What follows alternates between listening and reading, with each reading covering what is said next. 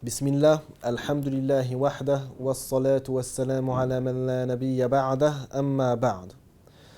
Allah Azza wa Jal a dit dans le Coran: قُل لِّلْمُؤْمِنِينَ يَغُضُّوا مِنْ أَبْصَارِهِمْ وَيَحْفَظُوا فُرُوجَهُمْ ذَلِكَ أَزْكَى لَهُمْ. Ce qui signifie: dis aux croyants, ils baisseront leur regard et ils préserveront leur partie. Ceci est plus pur pour eux. Allah Azza wa Jal a utilisé une figure de style arabe très intéressante ici. La base, c'est qu'on devrait dire قُلْ لِلْمُؤْمِنِينَ غَضُّوا أَبْصَارَكُمْ يَغُضُّوا أَبْصَارَهُمْ.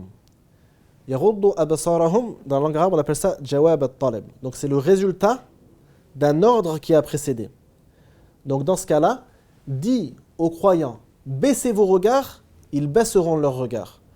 Mais Allah Azza wa Jal est passé directement au résultat de l'ordre. Il n'a pas cité l'ordre, baissez vos regards. Il a dit directement, dis aux croyants, ils baisseront leurs regards. Pourquoi l'ordre, pourquoi l'impératif a été enlevé? Ceci indique la rapidité avec laquelle les croyants se conforment à l'ordre d'Allah Azza wa Jal et à l'ordre de son messager sallallahu alayhi wa sallam. Donc si le messager sallallahu alayhi wa sallam ordonne aux croyants de baisser leur regard, directement ils baissent le regard. Donc cela montre l'importance de l'obéissance à Allah Azza wa Jal et l'obéissance au messager d'Allah sallallahu alayhi wa sallam. Quelles sont les règles du regard vers la femme? Lorsqu'on regarde une femme, est-ce que ceci est interdit de manière sans aucune condition, ou est-ce qu'il y a ou est-ce qu'on peut trouver certaines conditions où on peut regarder la femme? Il y a plusieurs cas. Le premier cas, une femme étrangère, une femme qui n'est pas de notre famille, et il n'y a pas de nécessité à la regarder, ni de besoin. Dans ce cas-là, il est haram, interdit de la regarder. On n'a pas le droit de regarder une femme qui n'est pas de notre famille sans besoin ni nécessité.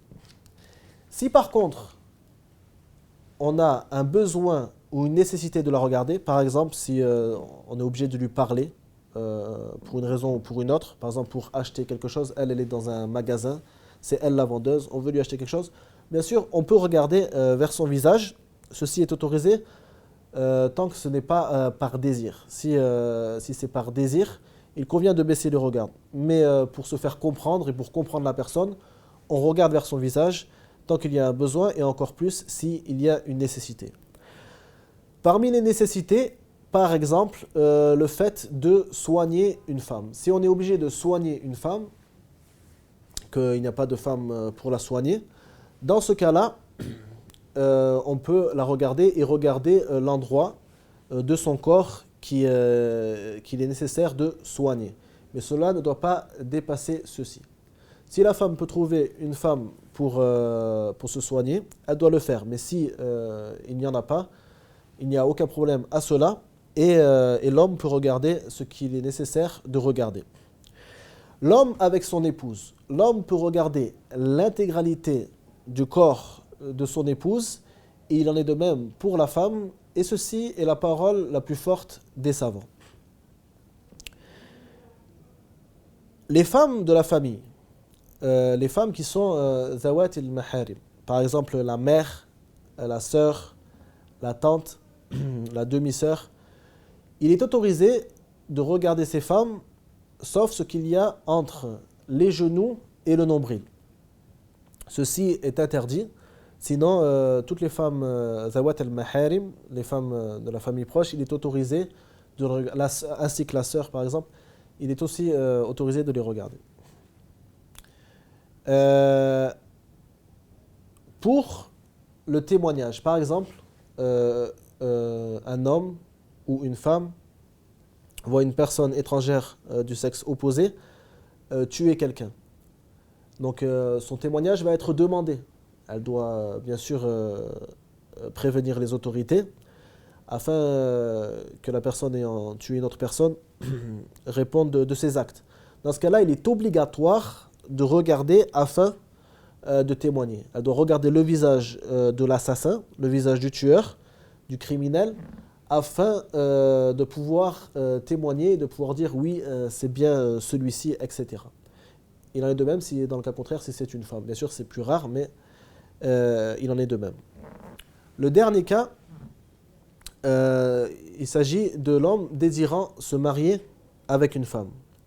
Par exemple, si l'homme va rencontrer une femme afin de la demander en mariage, il lui est autorisé de la regarder et ceci est même préférable. Il ne convient pas qu'il se marie avec une femme qu'il n'a jamais regardée. La preuve est que le messager d'Allah, sallallahu alayhi wa sallam, a dit à un de ses compagnons qu'il avait informé qu'il désirait se marier avec une femme, il lui a demandé « Anadharta ilayha » Le compagnon a répondu « La ». Donc, est-ce que tu l'as regardé ? Non, je ne l'ai pas regardé. Le messager d'Allah, sallallahu alayhi wa sallam, lui a répondu « Idhhab fanzur ilayha fa innahu ahra an yu'dama baynakuma » Ce qui signifie « Pars et va la regarder, car ceci est plus en droit que votre relation dure longtemps et se prolonge. » Donc, il lui a ordonné de retourner voir cette femme et de la regarder.